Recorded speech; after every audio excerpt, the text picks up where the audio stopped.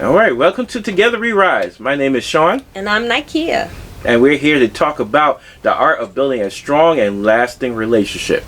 Yes, which we know that everyone wants to know the secret to that.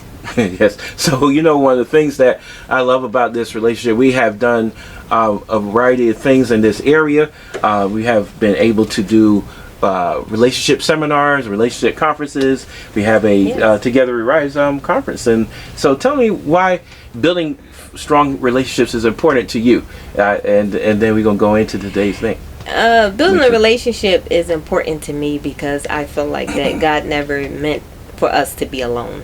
And when it comes down to relationship, it's just not with your husband and wife. Relationship involves friendship. It involves relationship with mother and daughter, mother and son, father and daughter, sisters, friends, grandparents, aunts, uncles. So it's all sorts of relationships. Even when it comes down to employer to employee, right, Sean? That's considered a relationship. So when we're talking about building the art of building a strong and lasting relationships, we're going to be focusing on all sorts of relationships and giving you the tools on how you can be able to strengthen that relationship or even enhance it. Maybe you already currently have a good relationship going on and you're looking for a way that you can maybe enhance it or take the relationship to the next level. So that's what relationship means to me. It means a whole plethora of things.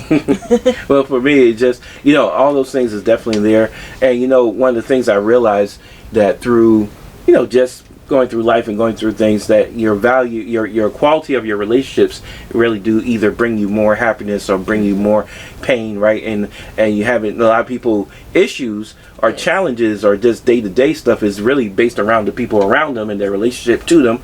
So if you do not have something that will help you build strong and lasting relationships, it probably will be sometimes. And the reason why we even talked about that title, right, as strong, because you can have a strong relationship but it don't last. That's and true. You can have maybe sometimes long-term relationships that never really was that deep or strong either. And so you want to have something that's both, and those things are challenging because people grow and change, and sometimes growing and changing is not the same thing. So those things are there. So let's jump into that, because we have a workshop actually through our ministry, Rise Fellowship Ministry. We have a workshop about relationships. Yes, and making sure that they're strong and talking about foundation of a relationship. Because we believe that when you're building anything, the most important part of that building statue is the foundation. And you want to make sure you have a strong foundation when you're looking to build a relationship. So some of the things that stand out to me when building a relationship is, one, trust. I believe that a relationship should have a strong foundation and trust. Okay. Another one is also love. Right, and everybody talk about love, which is simply, we're going to talk about that between like love versus trust. Because some people say you can't have trust without love, and some people say you can't have love without trust, that kind of stuff. So we want to talk about that. But love is very, very, of course, very, especially in a romantic relationship. But another one, which I think is maybe just as important, is communication, right? Yes, how you communicate with each other. And what's another one? And respect. Respect is very important. And one of the things we realize is that it's definitely important when it comes down to men. Men have a huge thing of making sure that they have respect or get respect. And the other one is understanding. And that's what women really want. We want to be heard, to be understood. And sometimes just for our partner to listen to us. So that's one of the biggest keys. As a man, we going to talk about that, because that's that's a hard deal. Got choked up. I got choked up on that. Yeah. So, all right, let's tackle one at a time. We're going to go into this real quickly, but let's talk about love real quick. I know that let's talk about love. There's tons of songs. The whole industry is based on love. There's holidays on love. What in a relationship is love? Like, what does that mean to you? Of where we get into a relationship, love that part. Well, when I think about love, and I'm just looking at relationships in general, not, with a significant other or partner, but just looking at love, I think love comes from within. I feel like it starts with self-love. You being able to look at the person in the mirror. I remember I used to always ask my kids this famous question. I was like, when you look in the mirror, if you could take that person that you see in the mirror out, how would you treat them? Okay. And I think that's a huge question. And I want some of y'all out there to think about that. If you took a look in the mirror and the person that you saw looking back at you, if you was able to take them out of the mirror, how would you treat them? Would they be your best friend? Will you look at them as your worst enemy? How would you treat them? Because what that shows is what's on the inside of you. And what's on the inside of you is what's going to share out to others. Yeah, I think that's good. If you don't love yourself, it's very hard to love other people, right? So I love how you put that first, that the love have to be internal. So first thing, to even have it could be platonic relationship with friends or whatever. But again, if you're not treating yourself with self-dignity, self-esteem, as being self-respected, that you could trust yourself with, it's hard then to put that upon other people, because if that is lacking, then it goes back to our example, that if you are not fully whole in yourself, it's hard to love someone else, or to say, because when you start saying that person completes me and you're not fully whole, and then you're looking for them to put you whole, now they're lacking. Now it's hard to be two broken people being put together. That's right? So true. That is so true. I always say, when you get two half people coming together, it's a train wreck waiting to happen, because when one person pour into the other one, then that person becomes empty, even though this person may be full, but the next person is now empty. So now when this person pours into this person, they're still pulling, because even if the person fills you halfway, you're still looking for more. So it's always that tug of war there. That's why it's so important that you come together as two whole individuals to make a relationship. And how you do that is basically seeking Christ first. And making sure that he's on the inside of you, because what we all know is that he is love. Yes, it is. You know what I'm saying? So that is the root of love is from our Lord and Savior, and knowing that he loves us more than anything. And if we have that on the inside, then love can then fester and grow, and then we can spread it out. Now we took a lot of time on love, but we're gonna hit end this in our first block. But how about trust? Where's trust? Trust is the foundation of things, because I always say, even in a business relationship, you have to like and trust the person before you're willing to do business with them. If a person doesn't like you or trust you, you can't have a business relationship. It's the same way with your kids. If your kids are not trusting you enough to come and share certain things with you, then they can fall into pit holes that you could have helped them avoid. And this is a powerful part of talking about a relationship, because you can love someone, but if you don't trust them, it's hard to have a mutually beneficial relationship. That's right? Correct. Because you could say, hey, I love you, but I'm just going to stay away from you. And so the trust is so key. One of the things I always heard about trust, I believe, is that trust is hard. It takes time to build up, but it's easy to be taken down. So right, but one of the things I want us to do, I want you all to stay tuned, lock in, because when we come back,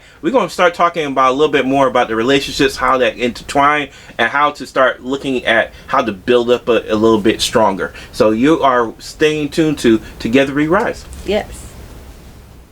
The mission of Emmanuel's Hope Foundation is to provide complimentary and affordable lawn care service for seniors who, due to physical and financial limitations, are unable to maintain their landscape.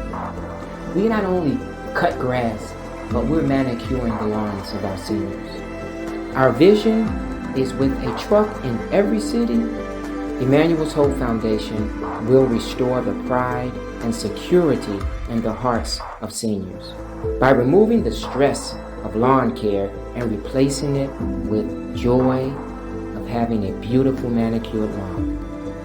The purpose of Emmanuel's Hope Foundation is to honor and give back to the underserved community of senior citizens. By spreading love, joy, compassion, one lawn at a time, we will remind seniors we care and value their lives.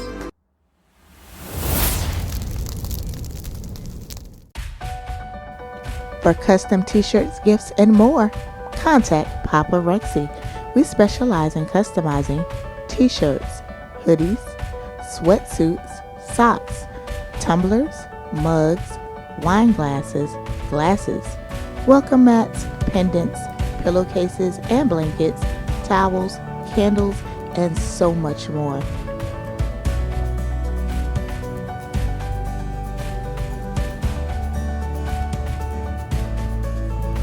Need custom fans made for a graduation or just any occasion? Contact Papa Rexy. Do you need hand towels customized for whatever reason you may have? Don't forget to contact Papa Rexy. Find us on Facebook, Papa Rexy, or Rexy414. Also give me a call, Roster Rexy Collins, at 757-667-1861. Let Papa Rexy turn your ideas into a reality.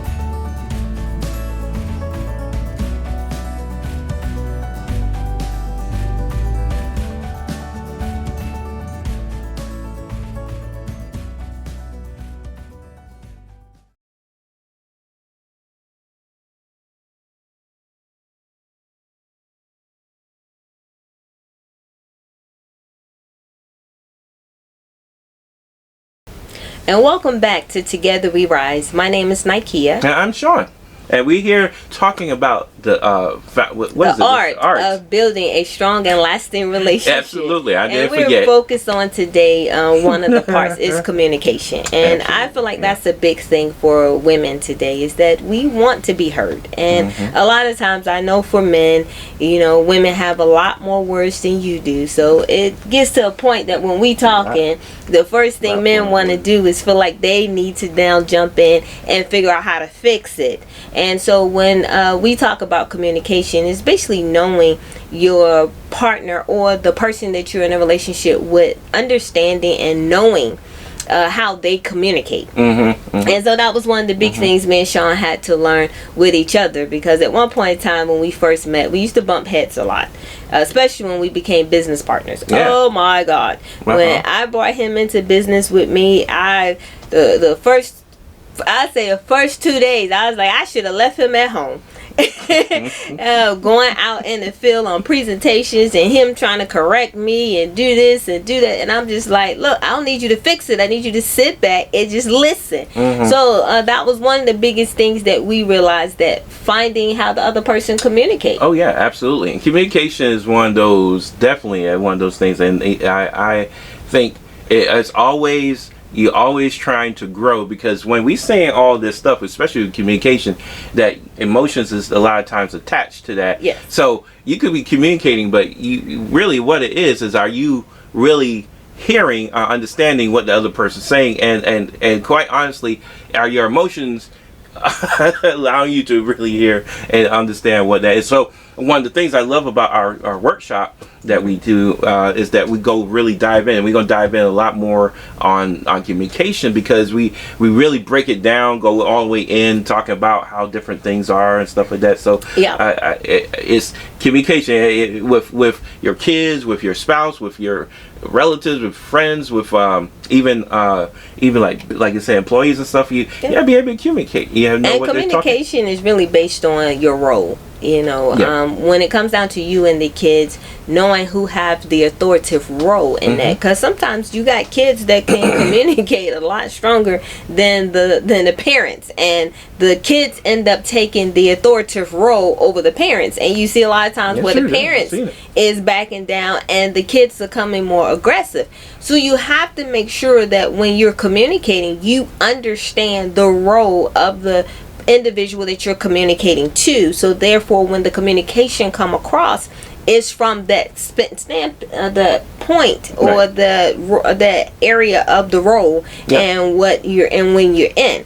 So even when it comes down to an employer and employee, it's still that the authoritative role over the superior role over the person is less superior, which would be the employee being able to communicate something to their employer, but still keeping that role or understanding your role, that hey, you don't cross that line of being borderline disrespectful. Which is interesting. We come up to respect.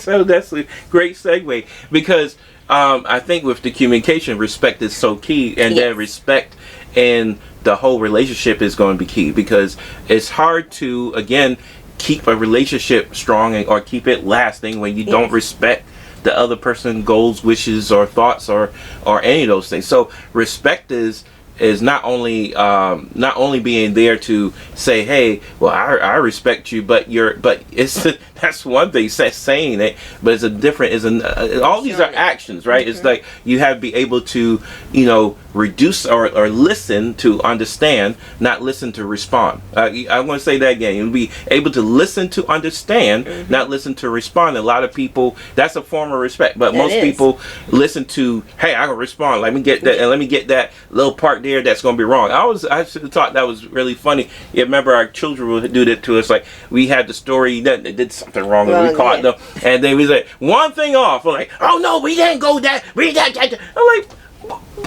what the world? That was one little part, right? That maybe you came in at 10:30 versus 10. Or 11 or whatever, like it was 2 minutes off. You 10:55. Okay, I was wrong. You didn't come in at 11. Whatever. The point is, that's what they're doing though. They're doing it's a thing to try to tackle the part that you just not just 100% correct on. And that happens a lot even in spouse to spouse relationships too. It's like when you're communicating with your husband or to your wife and you're trying to get your point across, the other person is listening to respond. So they're listening for that one error, that one mistake, that one word that you misspoken, and now they're focused on that versus focusing on the point that you're trying to make. So we definitely want to make sure that we're listening to understand versus just listening to respond, which brings us to understanding.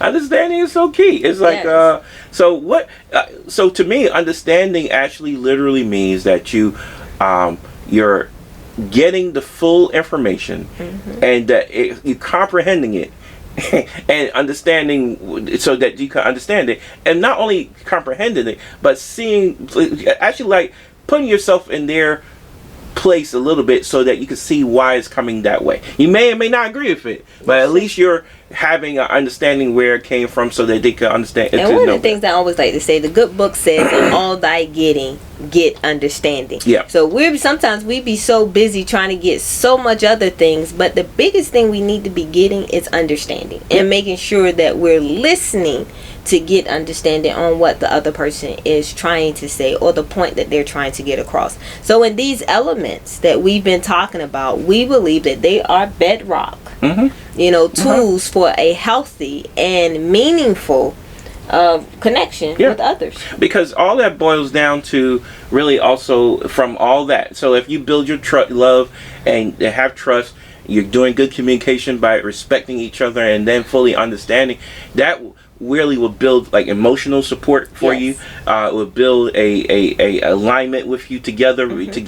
You would probably have some shared values, all those type of things that allow you to be intimate. Even more, right? Right? I always say that it takes the competing out, and now instead of you competing, you're completing, and that's what's most important. Because I think make nowadays, a t-shirt out of that one. in a lot of situations, I didn't need to make a t-shirt. Put hashtag t-shirt on there. What's it? Yes, compete. That you don't want to be competing, but you want to be completing. Yes, and we have that when it comes down to communities, to churches, and even to individual relationships. And that's why here with Together We Rise is so important, because we focus in on bringing together individuals, communities, and churches through a lot of these tools, so we don't have to be in competition with each other. That's right. Because I really believe that sometimes competition has a negative connotation, and we start feeling like that it can only be one winner. Right. When really we can all win together if we come together. That's why we feel like that what we're saying is so important, that together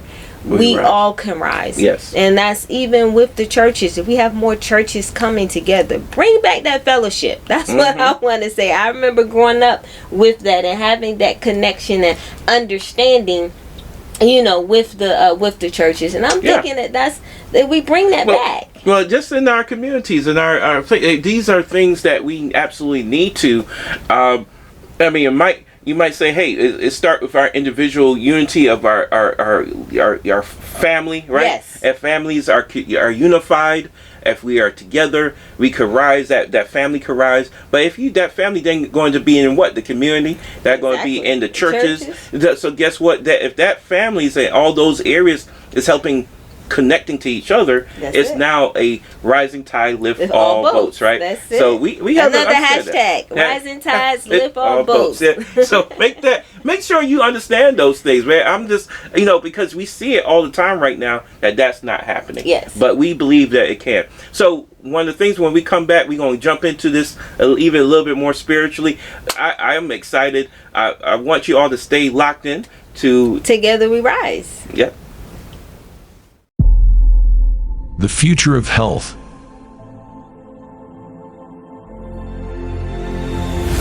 Health is coming. Change your life in just 30 seconds. Everything your body needs. Made in the USA. Absorbed within 30 seconds. Organic and non-GMO. 10 times more effective than pills. Easy to use on the go. And Vision U, the future of health, in your hands.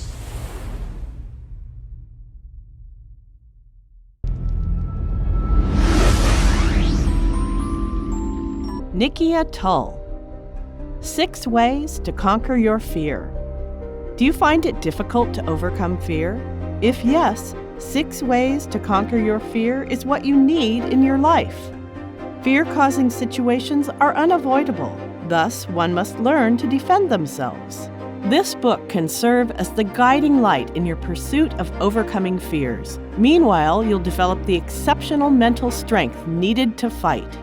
By articulating the multitude of fears faced by the author and how she battled with each one, she has made an effort to lessen your burden. This exquisitely written book will teach you how to face worries and hardships as you continue reading. So what are you waiting for? Grab your copy and empower yourself to be fearless.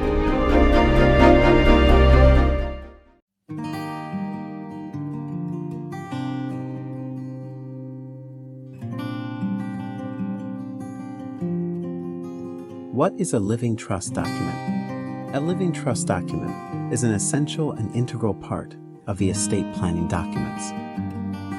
It's the most efficient and quickest way to transfer estate assets to named beneficiaries upon the grantor's death. With a revocable living trust, the grantor controls all the estate assets. It's the best way to avoid. The grantor also chooses the successor trustee. This person will manage the estate assets upon grantor's death. All living trusts guarantee that the grantor's wishes will be honored and followed. They are not subject to any kind of interpretation, but subject to implementation. Taking action today gives you the peace of mind, knowing that you control the disposition of your estate assets. Time waits for no one, and neither does probate. We at I4 Global Incorporated understand the significance of having a comprehensive estate plan. We provide specialized services to assist individuals and families with the details of estate planning. You can trust that I4 Global Incorporated will handle your loved one's estate with care and respect. Please contact us today to learn more about our estate planning services.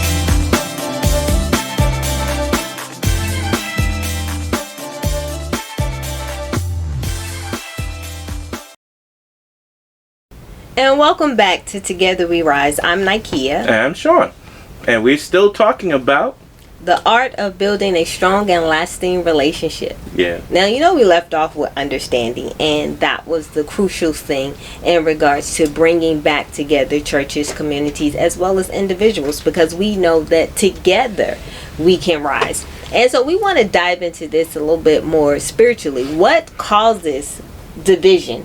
What causes people to want to compete or distance themselves, or hey, over here is just me and mine, and over there is someone else? What do you think kind of caused that?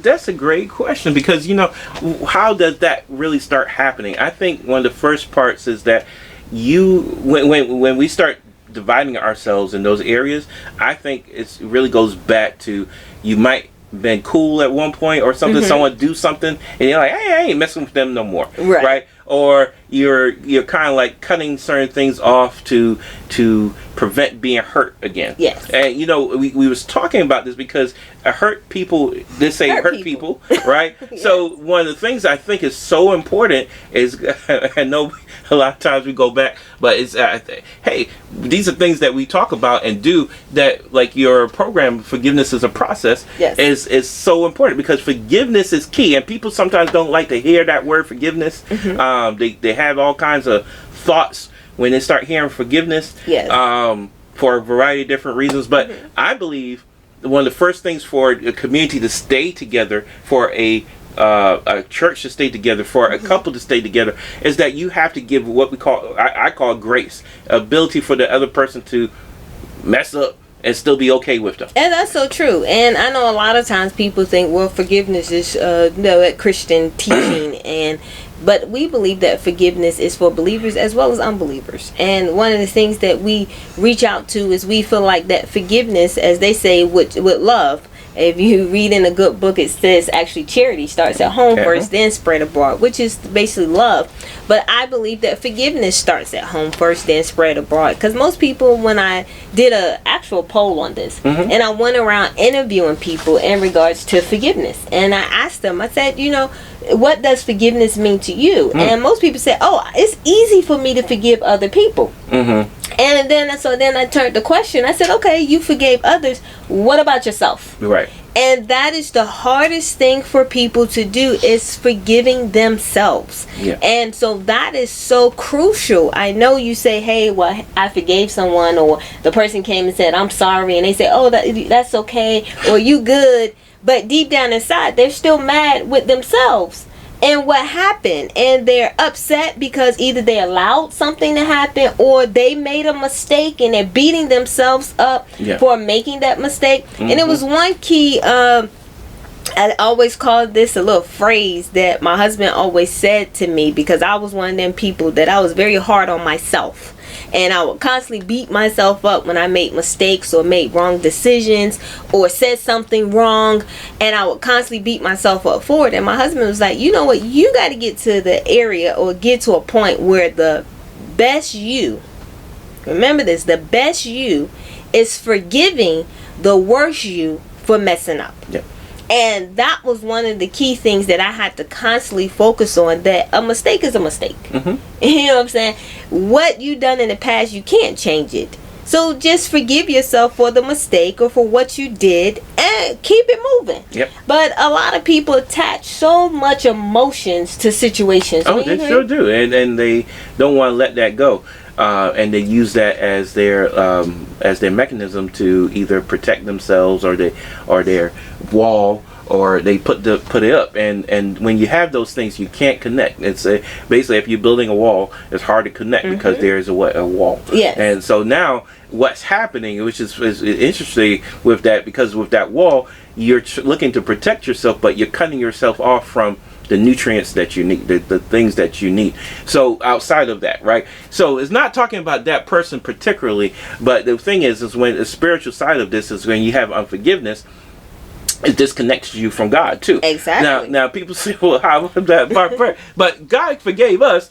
because if you think about this, and this is goes back to that saying, and for even forgiving yourself. Yes. But if you look at someone else and they did something on their worst day, would you want to be remembered on something that you did on your worst day? Would you want that to be your defining moment? Because all of us have worst days. Exactly. You know, so would you want your worst day to be your defining moment, or that everyone else is looking at you from that?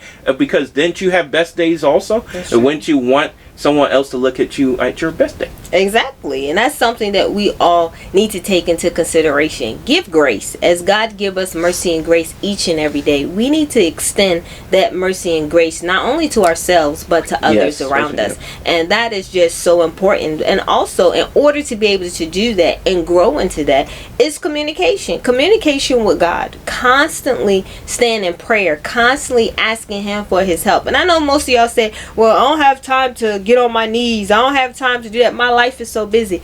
Prayer is not a, how they always say, it's not a posture. It's not a posture, yeah. You know, you don't have to be on your knees. You don't have to have your hands up. You know, driving in your car and saying, God help me, is a prayer. Yeah. Most people don't realize that it's actually communicating with this. And the funny part about it, I remember when I was 7 and my grandfather was in a pulpit. He was speaking, teaching a sermon, and I remember him saying this one key thing that always stood with me. He says, do you know you can talk to God the same way you talk to your best friend, your spouse, or your children? So, and when I realized that, he says, and when you do that, that's a prayer. So sometimes I be in the car and I be having a full-blown conversation, nobody else in there, and people be looking at me like, is she talking to herself? I be like, no, I'm just talking to my daddy upstairs, because me and him be having some very interesting conversations. But those conversations in itself is prayers that's going up. So it's just communication. It's just communication, and basically, you know, one of the things we want us to understand here as we all listening is that to realize we're first spiritual beings first. So I think everybody really kind of knows that. So even if you're saved or not saved, you might be listening to this, or Christian or not Christian, you listen to, but if you think about it from all the little intuitions, everything you felt, all those different times you realize that it was something inside of you was saying, that's your spirit that's kind of talking to you a little bit.